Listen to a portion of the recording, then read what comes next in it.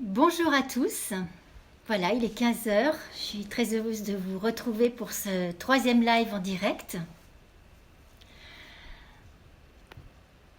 Alors quelques petits...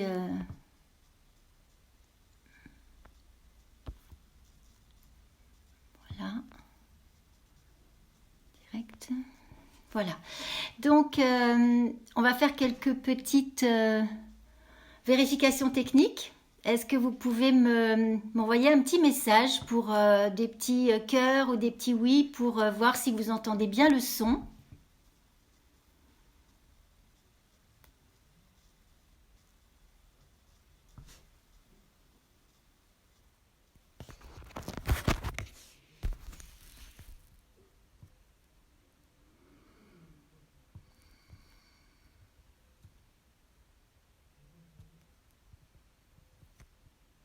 Voilà, est-ce que... voilà, là je vois qu'il y a des personnes qui arrivent, donc on va attendre tranquillement qu'il y ait plus de monde. Est-ce que les personnes qui sont là peuvent me faire un petit signe que tout va bien, que vous m'entendez bien? Voilà, est-ce que le son est bon? Bonjour Liliane, Sylvie, bienvenue. Merci d'être là. Est-ce que vous pouvez me faire un petit oui si le son est bon pour vérifier que vous m'entendez bien?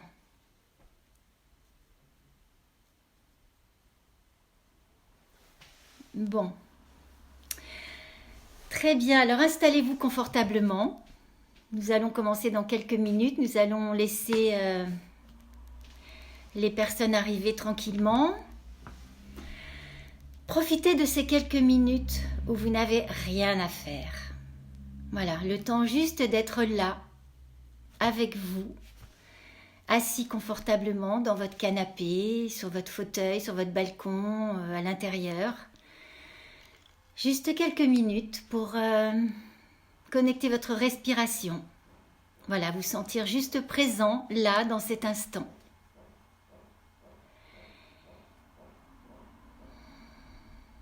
C'est rare, les moments où on s'autorise à ne rien faire. Non seulement on s'autorise, mais on a le courage d'être juste avec soi, avec un certain moment de vide. Donc c'est une occasion d'expérimenter ça ensemble. Alors celle qui était là la dernière fois, je ne sais pas si vous avez mis en pratique les petits exercices que je vous ai proposés. J'espère que vous l'avez fait et que ça vous a apporté quelque chose. Donc c'était à la fois sur l'intelligence émotionnelle et aussi sur les pratiques pour les différents aspects du cœur. Voilà. Alors aujourd'hui, il va y avoir une partie, on va dire un petit peu de partage. On va dire que je vais partager avec vous ce que j'ai pu découvrir tout au long de mon parcours d'introspection, d'enseignement que j'ai suivi avec des maîtres. Et je vais partager ce que j'ai compris, là où j'en suis avec vous. Et la deuxième partie, ça va être 5 étapes que je vais vous proposer pour vous donner des outils pour devenir de plus en plus créateur, co-créateur de votre vie. Voilà. Alors bienvenue à tout le monde. Bonjour Jean, Sophie, Liliane.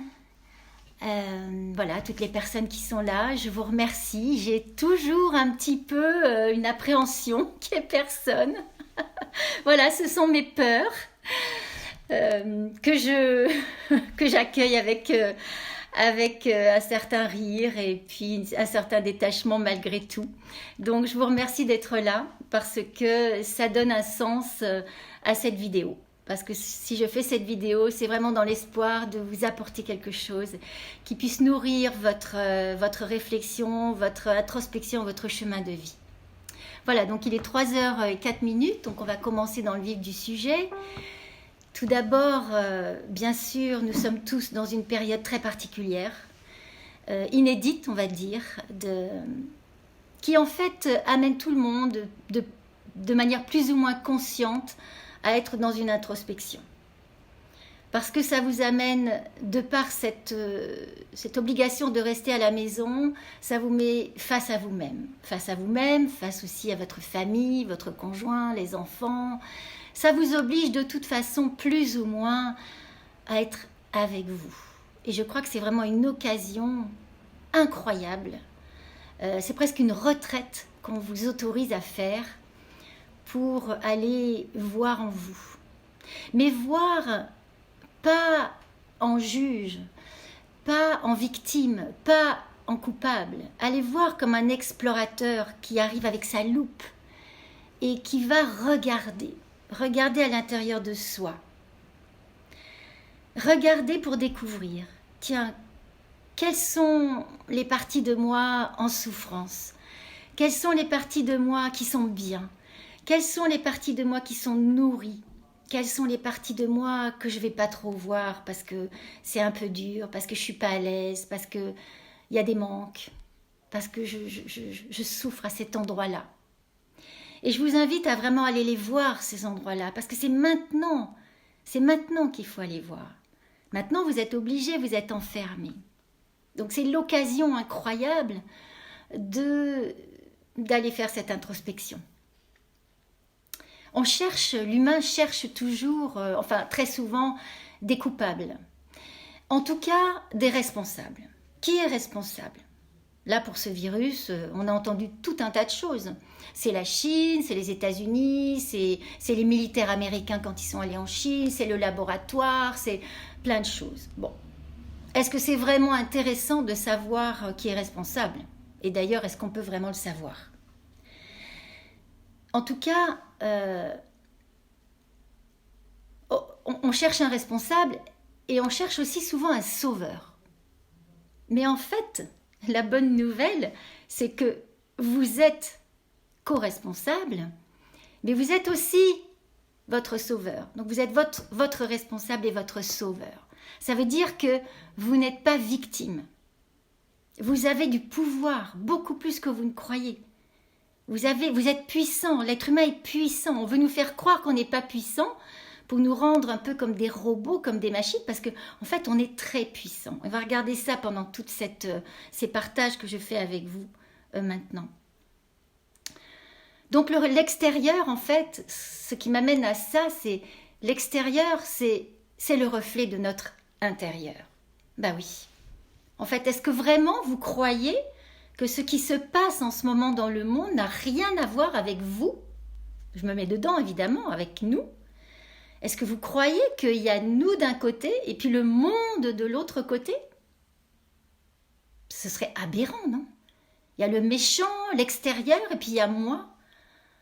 Mais non, en fait, l'extérieur, c'est aussi le reflet de notre intérieur. Et en fait, si je veux que l'extérieur change, il faut que je change mon intérieur. Et tout le monde connaît cette citation de Gandhi, « Soyez le changement que vous voulez voir dans le monde ». Tout le monde connaît cette phrase. Mais est-ce que je la mets en pratique, cette phrase? Est-ce que dans mon concret, dans ma vie, dans mon quotidien, je change? Il y a plein de gens, et je suis dans ce milieu où on espère tous que le monde change. Et même en dehors du milieu du développement personnel, il y a tellement de personnes qui veulent que ça change. Mais qu'est-ce que nous faisons nous-mêmes pour que ça change? Alors, il n'y a pas que des actions. Il y a nos pensées, nos croyances, nos paroles et bien sûr nos actes. Alors, comment sortir de cet état d'esprit un petit peu, de penser que tout vient de l'extérieur et que moi je suis passif, que je ne peux pas faire grand-chose? Et c'est le thème d'aujourd'hui. Comment devenir créateur de ma vie? Alors bien sûr, dans ma vie personnelle, moi je crois au karma, donc on a un karma, on arrive avec déjà un bagage, une lignée, le transgénérationnel, mes ancêtres. Ça dépend aussi de où je nais, dans quel pays, dans quelle famille, mon ADN, tout ce qui me constitue. Bien sûr, j'arrive déjà avec quelque chose. Et il y a aussi le libre arbitre. On en entend beaucoup parler de ce libre arbitre. Et ça, Ça, c'est notre puissance. Ça, c'est notre pouvoir. Et c'est quoi notre libre arbitre? Bien, c'est nos croyances, nos pensées, nos émotions, les paroles. Quels mots je dis, mes actes. Tout ça, c'est mon libre arbitre. Alors, je voudrais faire un petit rappel sur le fonctionnement de l'univers. Alors, ça va être très synthétique et très simple. Je ne suis pas scientifique du tout, je suis plutôt une littéraire. Et donc, je vais vous faire ça de manière très synthétique. L'univers est fait d'ondes et de particules d'énergie de lumière, les photons. L'univers, c'est un champ électromagnétique avec ses vibrations. Et l'univers, il est participatif. C'est-à-dire que nous participons au fonctionnement de l'univers. Comment? Par le langage des émotions. Tout ce que je vous dis est scientifiquement prouvé, ça ne sort pas d'un chapeau, c'est pas moi qui l'ai inventé. Donc, le langage de nous avec ce champ, c'est le langage des émotions. Alors mes émotions, elles ont un impact sur le fonctionnement de mes cellules, sur la forme et les molécules de mon ADN. Et l'ADN a un impact très fort sur l'univers lui-même, sur le quantique de l'univers. Donc au travers de nos émotions, nous influençons notre vie, mais aussi l'univers. Nous sommes donc co-créateurs de notre vie et de l'univers. Tout ça est, vous pouvez trouver ça dans des tas de résumés de livres, comme le livre dont je vous ai parlé la dernière fois, La Divine Matrice de Greg Braden. C'est très très très bien expliqué. Et puis il y a des tas de bouquins là-dessus qui sont accessibles à des personnes comme nous qui ne sommes pas... Bonjour Yves! Ah, ça fait plaisir! Bonjour Paul! Anne! Donc tout ça est scientifiquement prouvé. Ça veut dire que je suis co-créateur totalement. J'ai une influence importante de ma vie et de l'univers. Alors comment? Eh bien par mes croyances, par mes émotions, par mes pensées, par mes paroles et par mes actions. Alors ce virus, est-ce que vraiment je peux imaginer que je n'ai rien à voir avec lui? Qu'il arrive comme ça, par hasard, qu'il y a juste un virus qui comme ça se promène et qui a décidé d'arriver, de m'enfermer? Est-ce que vraiment je peux imaginer que ça n'a rien à voir avec moi, avec nous? Est-ce que collectivement, on n'a pas quelque chose à voir avec ce virus? Alors on va regarder deux aspects du virus. Symboliquement, le virus, il attaque les poumons, la respiration. Le souffle, c'est la vie. C'est-à-dire que le bébé, il arrive, il est dans le ventre de la mère, il arrive au monde et il fait... Voilà, il prend de l'air et c'est le début de sa vie sur Terre. Avant, il avait une vie intra-utérine, mais sur Terre, il a besoin du souffle. Donc la vie, donc le souffle, c'est vraiment le symbole de la vie elle-même. Et d'ailleurs, quand on quitte la vie sur Terre, on rend le dernier souffle. On ne respire plus. Donc le souffle, c'est la vie. Est-ce que vous croyez pas qu'en ce moment, sur Terre, on attaque la vie de toutes parts? On détruit la vie, toutes les formes de vie, tous les règnes vivants, le règne minéral. On va creuser au cœur de la Terre, on détruit le cœur de la Terre pour aller chercher des énergies fossiles, par exemple, ou des minéraux, des minerais. Ensuite, le règne végétal, on détruit les forêts, les arbres millénaires qui sont notre vie, qui eux sont vraiment très importants pour la vie sur Terre. On détruit la vie animale, puisque 40% à peu près des animaux, des races animales ont disparu en une cinquantaine d'années. Sans parler des animaux qu'on mange, mais qu'on élève d'une manière atroce. On en parle de plus en plus, ça n'empêche qu'on continue à avoir des conditions d'élevage animaux absolument horribles. Et les humains. On tue des humains pour leur couleur de peau, leur race, leurs croyances religieuses, leur sexe, leur orientation sexuelle, parce qu'ils habitent dans telle région, parce qu'ils habitent dans tel endroit. On maltraite les femmes dans beaucoup de pays, sans parler des enfants. Est-ce que vous pensez vraiment que la façon dont on honore la vie sur Terre est respectable et belle et équilibrée? Est-ce que vous ne croyez pas qu'il y a un petit lien avec le virus? Je ne sais pas. En tout cas, ça vaut le coup de se poser la question. Deuxième aspect du virus, il nous oblige à être enfermés. Alors là, je vous invite aussi à s'interroger, et moi aussi, je fais partie de tout ça, évidemment, je ne me mets pas à l'écart. Est-ce que par hasard, nous serions enfermés dans des fonctionnements, des croyances, des jugements, des dépendances, des consommations compulsives? Est-ce que nous serions enfermés dans notre vie quotidienne de tous les jours, dans notre travail, dans nos rôles? Et donc ce virus, il est intéressant parce qu'il nous montre des choses. Et moi, je suis convaincue que c'est le reflet de beaucoup, collectivement, de nos intériorités. Donc voilà pour l'aspect, l'extérieur, c'est le reflet de notre intérieur. Alors comment est-ce que je pourrais faire pour évoluer, pour faire bouger des choses, pour être beaucoup plus créateur de ma vie au lieu d'être passif, ou dans la plainte, ou me dire que je peux rien faire, c'est comme ça, je suis une petite personne, alors que non, on est puissant, comme je vous l'ai démontré tout à l'heure par rapport à notre impact sur l'univers, nous pouvons faire beaucoup de choses. Alors, je vous ai préparé les 5 étapes pour devenir davantage créateur, co-créateur de sa vie. Peut-être pour s'interroger aussi sur ma façon de vivre, comment je consomme. Comment je consomme? Vous connaissez tous la sobriété heureuse de Pierre Rabhi. La sobriété heureuse, simplement consommer ce qui est nécessaire, ce qui me fait plaisir, ce qui me fait du bien, ce qui a du sens.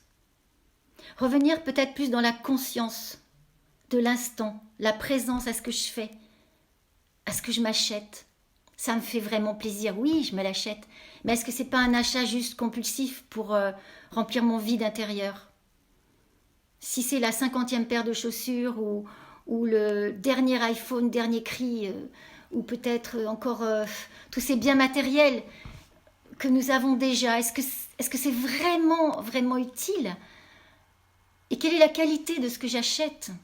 Parce que si j'achète du pas cher, ce pas cher, bien souvent, vous savez bien, se casse très vite, ça fait des déchets sur la planète. Est-ce que je peux peut-être consommer mieux? Moins mais mieux, et vraiment en conscience. Qu'est-ce qui est bon pour moi? Qu'est-ce qui me fait du bien? Quels sont mes essentiels? Revenir à l'essentiel. Et peut-être, si je peux oser employer ce terme, mettre du sacré dans mon quotidien, du sacré dans mes actes, dans des choses simples, dans mon assiette. Quand je mange cette magnifique assiette, avec l'abondance que nous avons, nous, en France, pour la majorité des personnes. Bien sûr, il y a des personnes dans le besoin, je le sais très bien. Donc je parle en général, et les personnes qui sont là derrière cet écran font plutôt partie des personnes qui m'écoutent. Les personnes qui vraiment vivent des situations dramatiques ne sont pas derrière un écran sur Facebook. Donc je parle de nous, là. Donc, ma consommation, ma présence à cet instant, à mon assiette. Moi, quand je mange, je regarde mon assiette qui est remplie de légumes de toutes les couleurs, de crudités, de céréales, de lentilles oranges, vertes, noires, du riz rouge, du riz blanc, du riz jaune, des saveurs. C'est incroyable cette abondance. Mais est-ce que Je prends le temps, un instant, de remercier, de voir la chance que j'ai, cette abondance que j'ai, mais c'est un cadeau quotidien. Est-ce que je peux me rendre compte du miracle quotidien de ma vie et être en gratitude? Remercier, juste merci, il n'y a pas besoin de remercier quelqu'un, de remercier un Dieu ou une puissance haute, juste merci, merci la vie de cette abondance. Et donc, ajouter un peu de sacré dans sa vie, dans son quotidien. Quand je mange cette assiette, quand je vois que je rencontre quelqu'un, quand je participe à une réunion avec des personnes qui disent des choses intéressantes, quand je me promène, quand je regarde la nature, ce miracle de la nature. Le miracle, c'est pas de marcher sur l'eau. Le miracle, c'est de marcher sur la terre, déjà. De parler, de sentir, de voir nos 5 sens, notre intelligence, la musique, tout ce que nous créons, tout ce que la terre, la mère terre nous donne. C'est un miracle quotidien. Donc revenir peut-être à plus de présence, à l'instant, à moi, ma respiration, à mon souffle. Voilà. Alors, ces 5 étapes que j'ai préparées pour vous donner des outils, si ça peut vous être utile pour devenir plus conscient de mon pouvoir et plus co-créateur de ma vie. Le premier point, c'est le silence. Faire de la place. En fait, dans notre société, on remplit tout le temps l'espace par des images, par du son. Alors on a tous des écrans, on est parfois j'ai vu des personnes sur plusieurs écrans. Donc j'ai mon ordinateur, j'ai mon téléphone, j'ai parfois ma tablette en même temps. Donc il y a la télé, il y a la radio. Quand je vais dans un bar, la dernière fois avec une amie, on a cherché un bar où on voulait discuter tranquillement sans écran. On n'a pas trouvé. Dans les cafés, vous avez des écrans. C'est depuis à peu près 1 an ou 2, je ne sais pas. Il y a des écrans partout. Il y a même des cafés où il y en a plusieurs. Donc on est rentré dans un café, finalement, on a cherché un endroit un peu plus loin d'un écran. Il y avait 3 écrans. Donc il y a tout le temps des écrans partout, du bruit tout le temps. On met la radio, on met de la musique. On ne peut plus être dans le silence. Or, c'est en étant dans le silence que vous pouvez accueillir les messages de votre âme, de votre cœur, des nouvelles idées. Si vous voulez avoir des nouvelles idées, être connecté à vous-même, il faut qu'il y ait un peu de place, un peu de silence. S'il n'y a pas de place, si votre appartement est plein d'objets, il n'y a pas de place pour le nouveau, on est toujours dans l'ancien. Donc si je m'achète un objet, je vais devoir enlever quelque chose pour le mettre à la place. Donc le silence, c'est de temps en temps, chaque jour, m'offrir un temps de silence, vraiment de silence.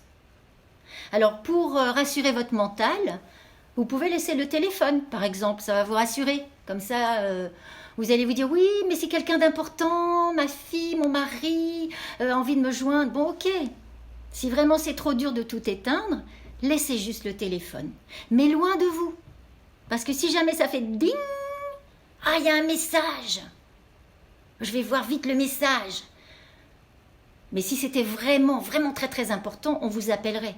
Si vraiment il y avait eu un accident, on vous téléphonerait. Ce serait l'urgence, on ne vous enverrait pas un texto.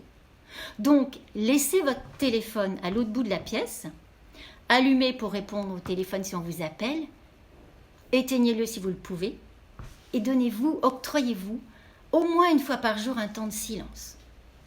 Temps de silence. Si vous avez un conjoint ou des enfants, faites-le quand les enfants sont couchés, et dites à votre mari ou votre femme, ou votre conjoint ou votre compagnon ou votre chéri, dites-lui, voilà, pendant 5 minutes, là, ou pendant 10 minutes, je me pose. Voilà, je prends un temps pour moi. S'il te plaît, ne me dérange pas, ou voilà, laisse-moi ces 10 minutes avec moi. Et là, vous êtes avec vous-même. Soit vous pouvez méditer, Et pour les personnes qui ne méditent pas, simplement, mettez-vous avec votre souffle. Vous pouvez vous connecter avec votre souffle. Vous pouvez visualiser mon souffle rentre, voilà, je le suis, rentre par le nez, il descend dans ma gorge, dans mon ventre, ma poitrine, mon ventre, mon périnée, et puis je l'imagine ressortir. Simplement le souffle pendant quelques minutes. Vous pouvez aussi faire autre chose. Vous imaginez qu'à l'inspire, vous inspirez une lumière dorée ou une lumière blanche, une lumière céleste, une lumière sacrée, une lumière de la vie. Je ne sais pas si vous connaissez ce terme, le prana. Le prana en Inde, c'est l'air. Mais l'air, ce n'est pas juste de l'air. Dans cet air, il y a du sacré. C'est-à-dire, il y a l'énergie de vie. Donc quand je respire le prana, en même temps, je respire la vie. C'est ça qui me fait... Voilà, cet air, c'est pas juste un air comme ça. C'est un air, c'est l'air de la vie. Hein, c'est ça qui nous fait vivre. Alors je peux imaginer ce prana, cette lumière dorée, blanche, céleste. J'inspire cette lumière, qu'elle remplit mon corps, et à l'expire, je sors de ma tête toutes les mauvaises pensées dans une couleur grise, par exemple. Et donc je visualise qu'à l'expire, je sors de moi toutes les pensées négatives, de peur, de tristesse, d'inquiétude, d'angoisse. Et puis le prochain inspire, j'inspire la lumière, et puis j'expire les pensées grises. Je peux faire ça 3-4 minutes. Ensuite, je peux faire ça avec le cœur. J'inspire la lumière, et puis au niveau du cœur, j'expire mes émotions. Voilà, là, dans la tête, je sors les pensées, au niveau du cœur, je sors les émotions. Et puis quand vous aurez fait ça quelques minutes, ensuite, vous pouvez, pareil, inspirer la lumière, des étoiles, une pluie dorée, et vous laissez cette pluie dorée aller dans toutes vos cellules du corps, dans tout le corps, dans toutes vos cellules, dans tous vos organes, et laissez cette lumière complètement illuminer votre corps. Voilà, vous faites ça 4-5 minutes. Et puis pour ceux qui méditent, ben vous méditez. Méditer, ça ne veut pas dire ne pas penser, ce n'est pas possible, l'être humain il a toujours des pensées. Donc méditer, ça veut dire, je prends appui sur le souffle, quand il y a une pensée qui vient, et que je m'en rends compte, je la laisse passer. Et je reviens au souffle. Voilà, c'est être avec moi. Donc pas de jugement quand il y a des pensées, simplement, je la laisse passer. Donc là, voilà, ça c'était le premier, c'est mettre du silence dans votre vie, au moins tous les jours 10 minutes. Et puis, si vous pouvez, le faites le plus. Vous êtes dans le métro, bon là, bien sûr, en ce moment, il n'y a pas de métro, mais quand on reviendra à une vie plus classique, vous êtes dans les transports, vous êtes quelque part, vous attendez sur un quai, vous attendez chez le boulanger, même maintenant, on attend chez le boulanger, ou on attend de rentrer à la pharmacie, ou dans un supermarché. Ben, pendant ce temps d'attente, c'est une occasion pour être avec moi-même. Au lieu de me dire, oh là là, c'est long, oh là là, j'attends, c'est long, oh là là, ça fait 20 minutes que j'attends. Ben, c'est une occasion pour être avec moi-même dans mon souffle, dans mon intériorité. Moi, voilà, je suis Chantal, je suis Paul, je suis Anne, je suis Sophie. Je suis qui? Je suis là, je suis remplie de moi. Je suis là, je suis vivante. Je suis vivante. Et voilà, je suis avec moi-même. Il y a quelqu'un de présent. Voilà, le deuxième point, comment devenir créateur, co-créateur de sa vie, c'est les valeurs. C'est revenir au questionnement, quelles sont mes valeurs? Alors mes valeurs, c'est qu'est-ce qui est important pour moi? Quels sont mes essentiels? Quels sont mes importants dans la vie? Qu'est-ce qui me donne envie de me lever le matin? Qu'est-ce qui donne du sens à ma vie? Qu'est-ce qui me fait vibrer? Qu'est-ce qui me donne de l'enthousiasme? C'est quoi? Ça peut être une multitude de choses. Il n'y a pas besoin d'avoir un sens forcément spirituel, d'aider le monde, sauver le monde. Ça peut être ma famille, ça peut être mon jardin, ça peut être rendre mon jardin, mes fleurs, m'occuper de la nature, m'occuper d'animaux, faire de la recherche médicale, gagner beaucoup d'argent pour le donner, pour aider des gens. Parce que gagner beaucoup d'argent, c'est bien si j'en fais quelque chose d'utile. L'argent, c'est une énergie.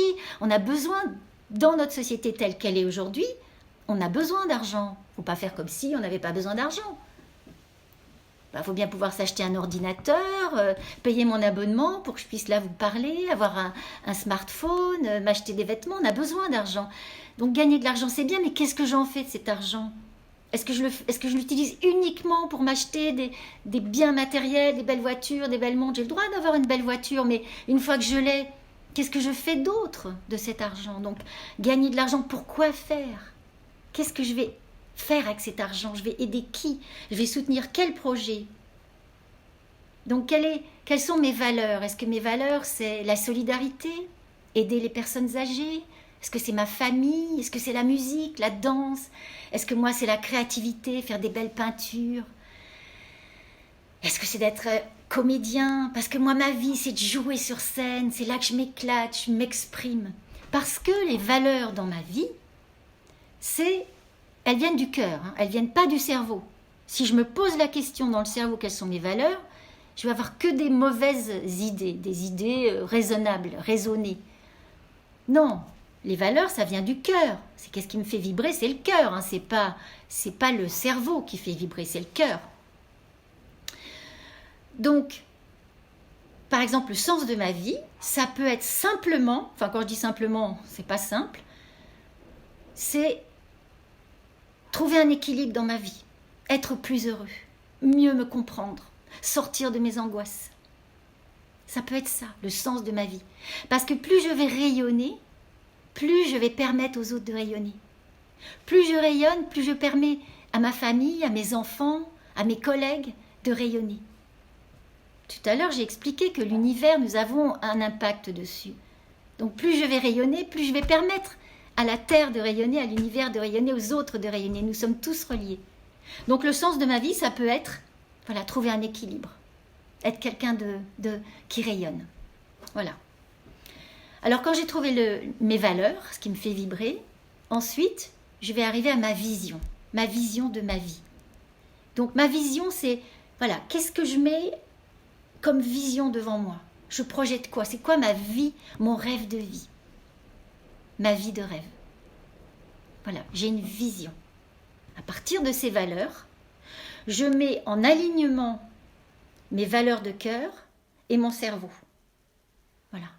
Quand c'est aligné, si vraiment je mets mon cerveau, mon intelligence, mon intellect au service de mon cœur, de mes valeurs, si je suis alignée dans ça, je vais pouvoir être créatif, je vais pouvoir être efficace et je vais pouvoir créer ma réalité quand les deux vont dans le même sens. Donc là, je vais me mettre des objectifs. Là, je vais passer à l'action. Je vais mettre une discipline dans ma vie pour être disciple de moi. La discipline, c'est être disciple de moi. J'ai cette vision et je suis disciple de ma vision. Je vais tout faire pour aller dans cette direction. Alors, quand j'ai mis en place mes étapes, mes objectifs, après, je peux faire aussi quelque chose de très puissant. C'est la visualisation. C'est-à-dire que je peux avoir une douce obsession de ma vision. C'est mon rêve de vie, je veux le réaliser. Et donc, je vais visualiser tous les jours que ça y est, c'est fait. Vous avez tous entendu parler de la loi d'attraction. Il y a beaucoup de mauvaises compréhensions sur la loi d'attraction. Beaucoup de personnes ont cru que la loi d'attraction, c'est vouloir quelque chose très fort, avec plein d'enthousiasme, et puis ça va arriver.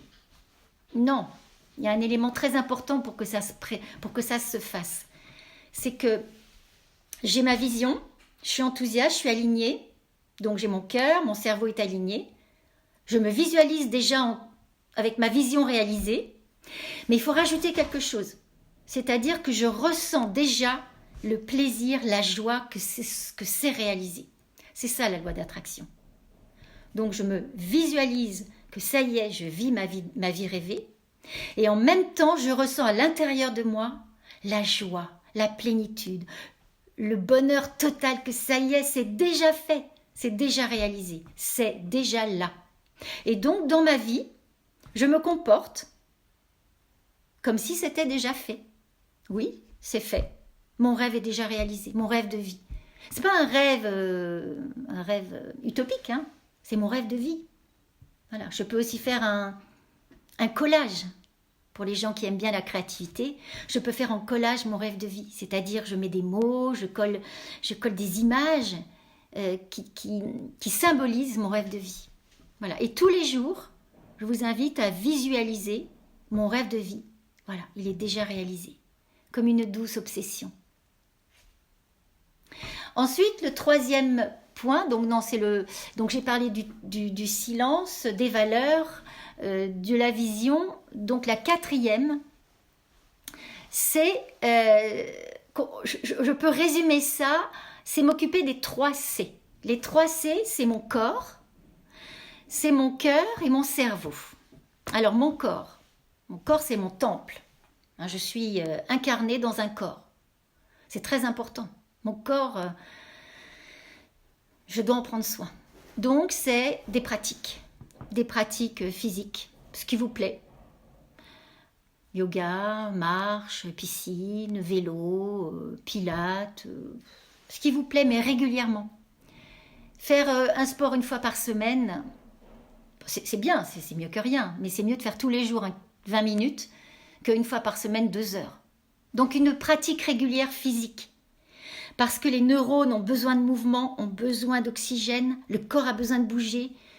Marcher, c'est excellent parce que ça fait une résonance au niveau des os. Bon, je ne suis pas une spécialiste, je ne peux pas vous donner trop d'explications techniques, mais je sais que le corps a besoin de bouger, a besoin de s'aérer. Donc faites une pratique régulière. Prenez soin aussi de votre alimentation. L'alimentation, c'est la santé. Ça fait des millénaires qu'on dit que l'alimentation, c'est la santé. Donc, qu'est-ce que je mange? Quelle est la qualité de ce que je mange? Privilégier le bio, l'agriculture raisonnée. Attention à tout ce qui est produits chimiques, à toutes les alimentations qu'on trouve dans les supermarchés, toutes prêtes, avec plein de conservateurs. Faites attention. Mangez le plus sainement possible. L'eau, la qualité de l'eau, c'est très important. Il y a des tas de systèmes aujourd'hui de filtres à la maison pour avoir une eau filtrée de qualité. Et puis attention aux nourritures, toutes sortes de nourritures. Nourriture intellectuelle, qu'est-ce que je regarde comme film? Qu'est-ce que je lis comme bouquin? Qu'est-ce que j'écoute comme musique? Ça a un impact très important sur le corps. Donc si je regarde sans arrêt des films d'horreur, des séries où on voit des trucs gore, des trucs horribles, bon, de temps en temps, bien sûr, il n'y a pas... voilà, chacun fait ce qu'il veut, mais sachez que si vous regardez régulièrement des films d'horreur, des trucs absolument horribles, ça a un impact sur votre cerveau, ça a un impact sur votre taux vibratoire, ça a un impact sur votre corps, sur votre santé. Voilà, comment je me nourris. Est-ce que je me nourris de musique de Bach, de Vivaldi? Toutes les musiques classiques sont des musiques sacrées. Hein, c'est Masaru Emoto, que vous connaissez tous certainement, Emoto, M-E-O-T-O, hein, c'est un japonais qui est mort il y a quelques années, un scientifique, qui a prouvé l'impact de la musique sur notre corps. Parce que l'impact de la musique sur l'eau, et comme on a 70% d'eau dans le corps, eh bien ce qu'on écoute, les paroles qu'on entend et la musique qu'on écoute a un impact très très fort sur nos cellules. Donc tout ça, c'est tout ce que je vous dis est scientifiquement prouvé. Alors là, j'ai parlé du corps. Maintenant, je vais vous parler du cœur. Voilà. Le cœur, c'est les émotions, c'est ma vie émotionnelle. Donc, c'est élever le taux vibratoire de mon cœur. Qu'est-ce que c'est? C'est être le plus souvent possible dans la gratitude, dans la joie, dans la confiance, l'estime de soi, la bienveillance, sans complaisance.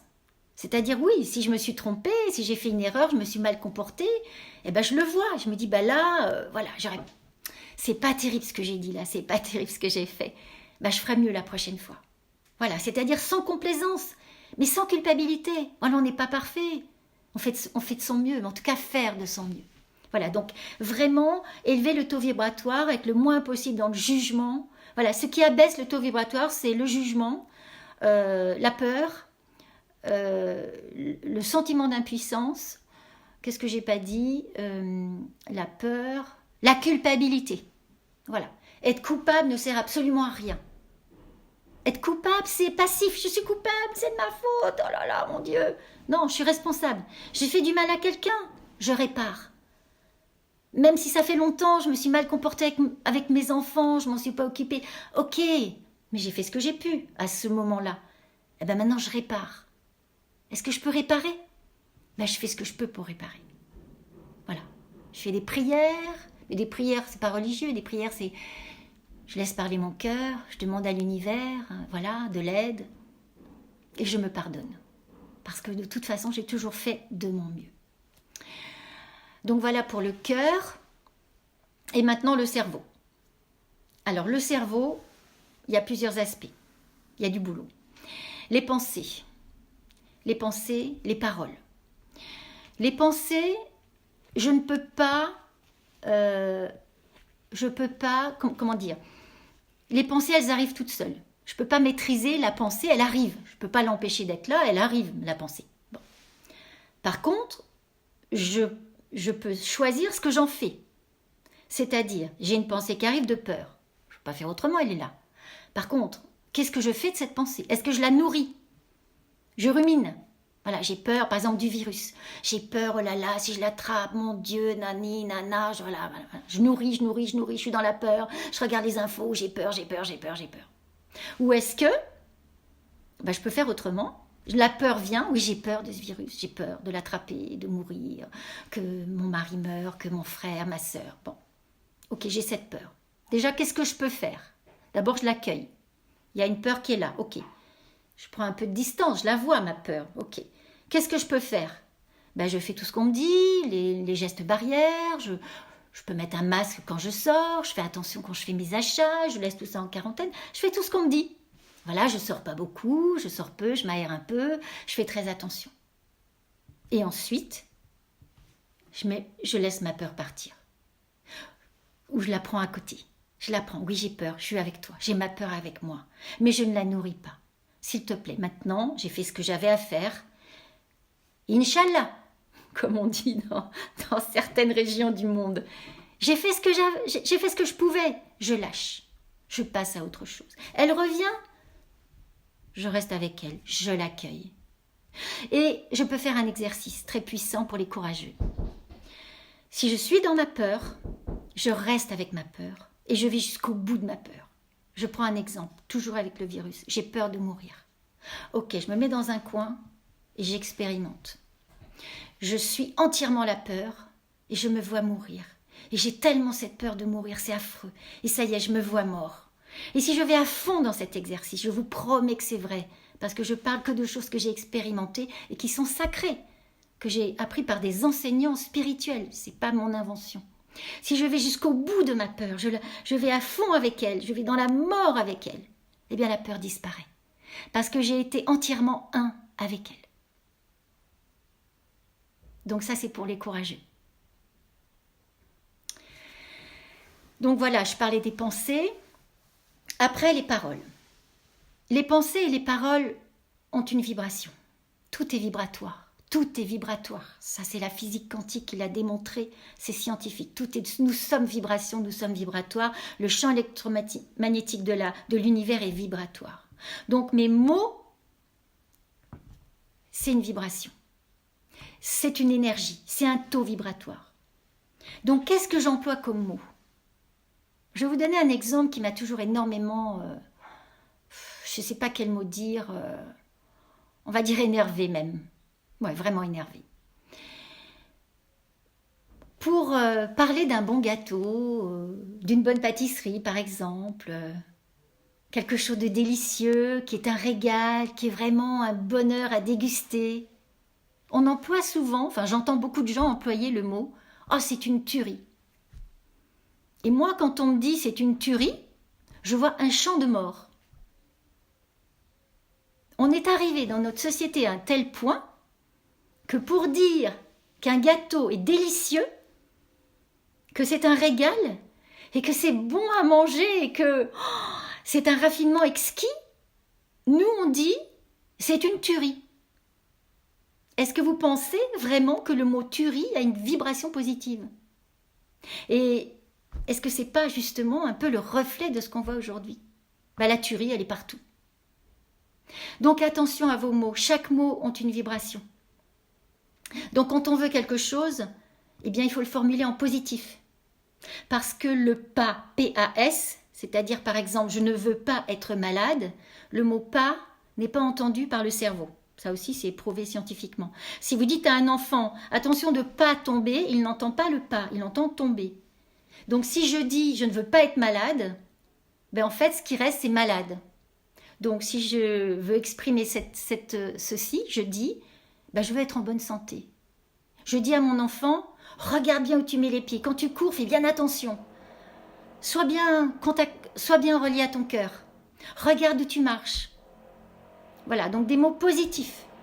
Si je veux quelque chose, quand ma mère priait pour moi, ma mère elle priait toujours beaucoup pour moi, et je lui disais, maman, surtout quand tu pries pour moi, ne dis pas que ma fille ne soit pas malade. Dis, je prie pour que ma fille soit en bonne santé. Parce que je lui dis, si tu pries pour que je ne sois pas malade, tu m'envoies la maladie. Voilà. Donc les mots sont très importants. Ce que vous dites, avec un mot, on peut tuer quelqu'un. Ou on peut bénir quelqu'un. Les mots, c'est très puissant. Un mot, on l'oublie jamais. On peut dire pardon après, excuse-moi, je ne voulais pas dire ça. Hein, quand on se dispute dans un couple, par exemple, il y a des mots qui sortent. Mais on ne les oublie jamais, ces mots. Parce que c'est dit. Merci pour tous les petits cœurs. Je vous invite à mettre des petits cœurs et des petits comme ça, là, des petits pouces. Ça m'encourage et puis c'est bon pour la suite. Merci beaucoup. Donc les mots sont puissants. Les mots, c'est vraiment très très important.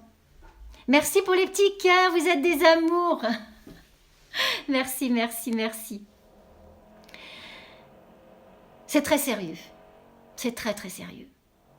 Les mots, c'est très sérieux. Et je peux vous dire que c'est un travail quotidien.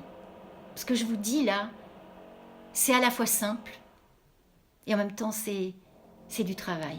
Parce que ça veut dire que je suis conscient de mes pensées, de ce que je dis, de ce que je fais, de mes actes. Alors, peut-être certains d'entre vous pensent en ce moment, mais je connais tout ça, je sais, j'ai déjà lu ça partout, j'ai vu plein de vidéos où j'ai déjà entendu tout ça. Oui, c'est vrai. C'est vrai. C'est pas nouveau ce que je dis. Mais il y a plusieurs niveaux. Plusieurs niveaux d'intégration et de compréhension. Le premier niveau, c'est je sais. Oui, je sais, tout ça, je sais. D'accord, je sais, c'est là, je sais. Deuxième niveau, c'est je comprends. Ah oui, je sais, mais je comprends. Je comprends ce que tu dis là, je comprends. Donc c'est déjà, je descends un peu plus bas, je comprends. Le troisième niveau, c'est est-ce que j'ai intégré? Est-ce que j'ai intégré tout ça dans mon être? C'est-à-dire je sais, je comprends, j'intègre. J'intègre dans ma vie que oui, mes pensées, mes mots, c'est important, sortir des croyances, sortir des limitations, tout ça, j'intègre. Quatrième niveau, comment je l'incarne dans ma vie? Comment je l'incarne? Est-ce que je mets en application? Est-ce que je regarde mes pensées?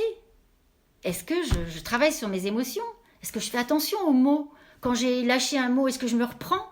Je me dis non, c'est pas ça que je voulais dire, c'est pas le bon mot. Excuse-moi, j'ai dit un mot, c'est pas juste. Est-ce que je suis présente à moi-même pour être conscient de mes mots, de mes pensées, de mes émotions? Comment je l'incarne? Et si je l'incarne, je regarde sur une échelle entre 1 et 10. Je l'incarne combien dans mon quotidien? Entre 1 et 10. 2, 3, 5, 10, parfait. 10, je suis un sage. Donc voilà. Donc c'était une petite parenthèse. Donc j'en étais au 3C. Le corps, le cœur et le cerveau.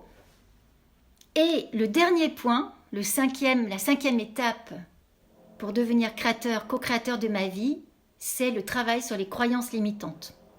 Alors ça, c'est un boulot. On a tous des croyances limitantes et on ne s'en rend même pas compte. C'est-à-dire que c'est nous qui mettons nos limites. Nous mettons des limites. C'est nous qui mettons notre prison, c'est nous qui fermons. Nelson Mandela l'a dit, c'est notre lumière qui nous fait peur. C'est pas l'échec, c'est notre lumière qui nous fait peur. C'est incroyable, mais c'est nous qui mettons les barrières et les limites. Alors, quelles sont les croyances limitantes? Et là, je vous invite, par exemple, à noter déjà, après la vidéo, quand vous serez tranquille chez vous, quelles sont mes 3 principales croyances limitantes? Voilà. Est-ce que c'est je suis trop vieux pour ceci ou cela?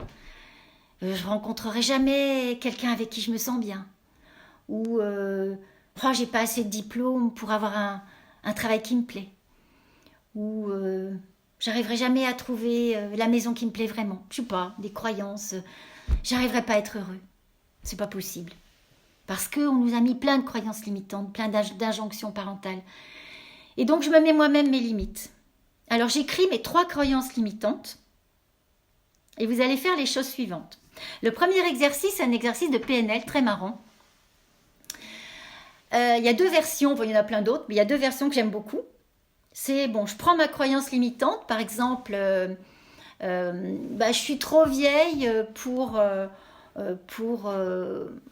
être heureux, pour rencontrer quelqu'un et être heureux en couple, être heureuse en couple. Voilà, je suis trop vieille, d'accord. Alors, je vais me dire ça, donc je vais me voir, me visualiser en train de dire ça, avec la voix de Donald Duck. Ça donne ça. Je suis trop vieille pour rencontrer quelqu'un, être heureuse en couple. Je suis trop vieille. Voilà, vous faites ça 3-4 fois. Vous allez rigoler. Normalement, vous allez rigoler. En fait, c'est pour mettre une distanciation entre cette croyance et de vous entendre dire ça de cette manière. Le deuxième, c'est vous vous imaginez avec la bouche remplie de pop-corn. Vous avez mis plein de pop-corn dans votre bouche et vous dites la même phrase avec les pop-corn. Voilà, vous dites votre phrase. Vous dites votre phrase avec la bouche pleine de pop-corn. C'est de la PNL. Et vous allez mettre une distance entre cette croyance et vous. Vous allez voir le ridicule. Mais t'es trop vieille pour rencontrer quelqu'un, être heureuse en couple. Mais t'es trop vieille pour rencontrer quelqu'un, être heureuse en couple. Voilà, vous allez mettre une distance entre cette croyance et vous.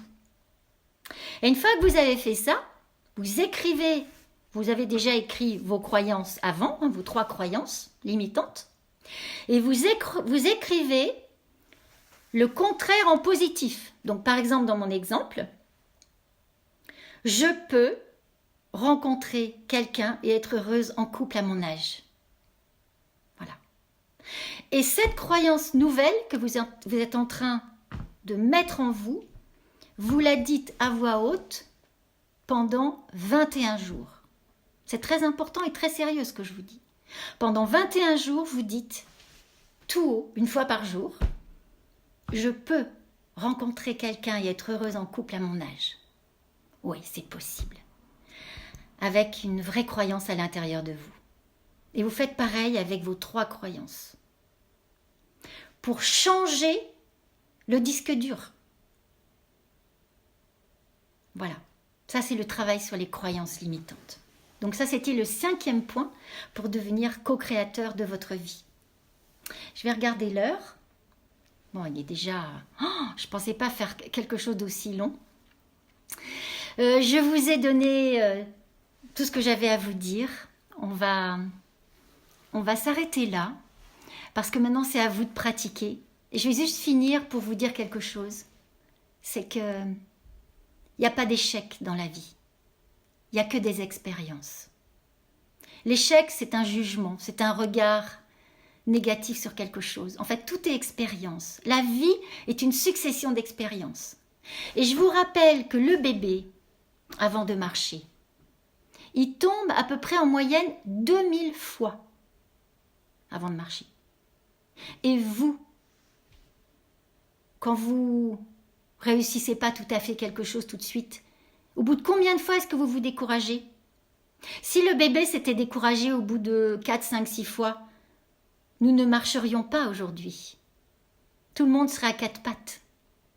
Donc la prochaine fois que ça ne se passe pas tout à fait comme vous voulez, pensez au bébé et dites-vous, je vais peut-être faire autrement, je vais m'y prendre autrement, je vais réessayer. Et je vous invite, pour finir sur une note poétique, à être comme le jardinier, de semer vos graines, de les arroser tous les jours, avec patience. Il y a des graines qui vont fleurir, qui vont donner des fleurs. Et puis il y a des graines qui ne vont pas donner de fleurs. Eh bien, les graines qui vont fleurir, soyez remplis de gratitude. Merveilleux. Merci. Et puis continuez sur ce chemin d'exploration, de vie. Je suis heureuse d'avoir partagé ce moment avec vous. Merci pour tous vos petits cœurs. Merci d'avoir été là. Je vous souhaite des beaux moments d'introspection, des beaux moments de découverte de vous. Aimez-vous. C'est pas aimez-vous les uns les autres, ça aussi, mais aimez-vous vous déjà. Et quand vous vous aimerez, vous pourrez aimer les autres. Et vous pourrez rayonner qui vous êtes. Et on va faire ensemble, collectivement, quelque chose pour élever les consciences et rendre cette planète un peu plus vivante. Voilà. Je vous embrasse, je vous remercie d'avoir été là et je vous souhaite une belle continuation dans votre journée. À bientôt. Merci.